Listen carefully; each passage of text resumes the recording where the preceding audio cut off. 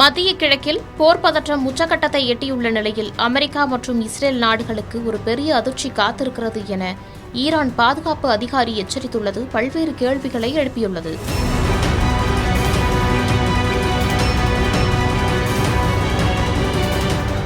ஈரானுக்கும் அமெரிக்காவிற்கும் இடையேயான போர் ஒரு மாதத்திற்கும் மேலாக நடைபெற்று வருகிறது.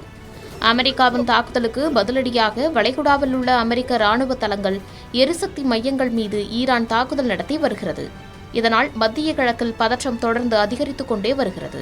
இந்நிலையில் ஈரானின் உயர் பாதுகாப்பு அதிகாரி ஒருவர் தங்கள் நாட்டின் மீது ஏதேனும் நேரடி தாக்குதல் நடத்தப்பட்டால் இதுவரை உலகம் பார்த்திராத ஒரு பதிலடியை அமெரிக்காவும் இஸ்ரேலும் சந்திக்க நேரிடும் என எச்சரித்துள்ளார்.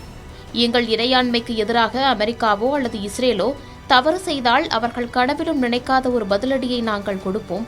அந்த ஆச்சரியத்திற்கு அவர்கள் தயாராக இருக்கட்டும் என குறிப்பிட்டுள்ளார்.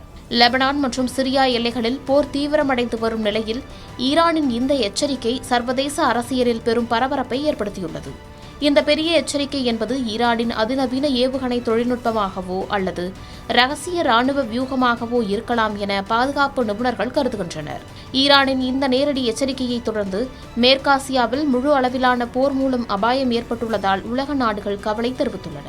முன்னதாக அமெரிக்காவுடன் ஒரு உடன்பாட்டை எட்ட தவறினாலோ அல்லது உலகின் முக்கிய எண்ணெய் போக்குவரத்து பாதையான ஹோர்முஸ் ஜலசந்தியை மீண்டும் திறக்க தவறினாலோ கடுமையான விளைவுகள் ஏற்படும் என்று ஈரானுக்கு ட்ரம்ப் எச்சரிக்கை விடுத்து 48 மணி நேர கெடுவும் விதித்திருந்தார்.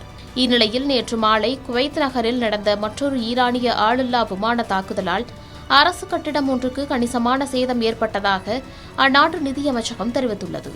அதே நேரத்தில் உயிரிழப்புகளோ காயங்களோ ஏற்படவில்லை எனவும் குறிப்பிட்டிருந்தது.